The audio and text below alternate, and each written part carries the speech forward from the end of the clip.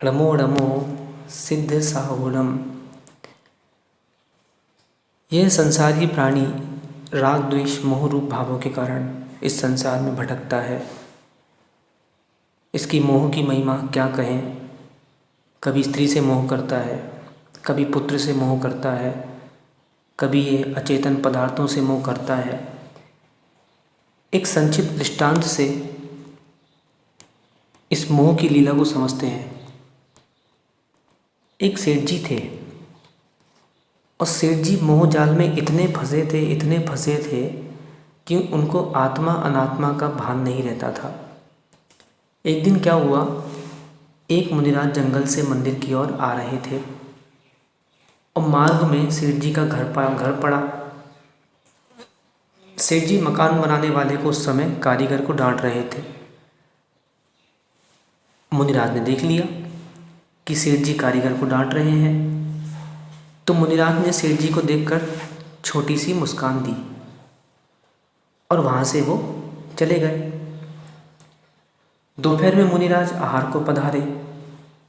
सेठानी ने भक्ति से मुनिराज को आहार कराया और आहार करके लौटते समय महाराज ने फिर सेठ को देखा तो वो सेठ अपने बेटे का खिला रहा था, अपने बेटे को लाड़ कर रहा था।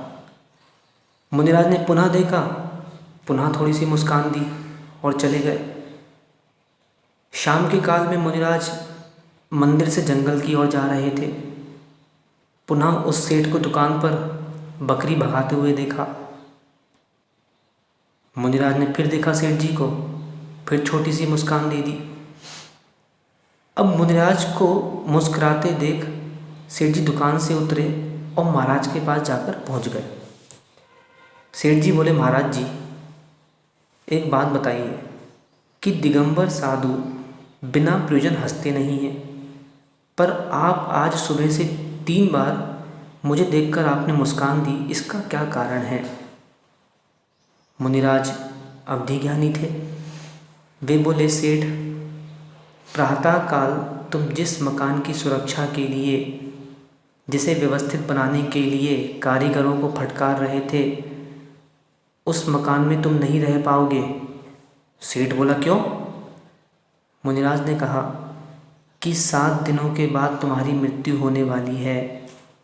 सेठ जिस मकान की रक्षा में तुम समय व्यर्थ गंवा रहे हो उसमें नहीं रह पाओगे, इसलिए प्रातः काल मैंने देखकर मुस्कुराया था। फिर सेठ जी ने बोला, महाराज जी दोपहर में भी आप आए थे, फिर दोपहर में भी आपने मुझे देखकर मुस्कान दी, ऐसा क्यों। तो महाराज जी ने कहा कि मैं आहार के लिए आया।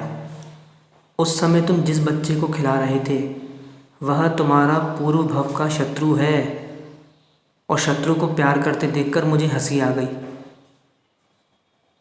सेठ बोले, ठीक है महाराज जी, अभी आप मुझे देखकर क्यों मुस्कुराए जब मैं बकरी भगा रहा था। तो महाराज ने कहा, भैया जिस बकरी को तुम मार मार कर बाहर निकाल रहे थे वह तुम्हारा पूर्व भव का पिता है। बकरी को कसाई मारने के लिए ले जा रहा था, बकरी को जाति स्मरण हो गया था, मेरा पुत्र मेरी रक्षा करेगा, ऐसा विचार कर बकरी दुकान पर आई। वह जा नहीं रही थी तो कसाई ने तुमसे 50 रुपये में ख़रीदने को कहा, पर तुमने वो भी देने से इनकार कर दिया और मार मार कर निकाल दिया। यह देखकर मैं मुस्कुरा रहा था।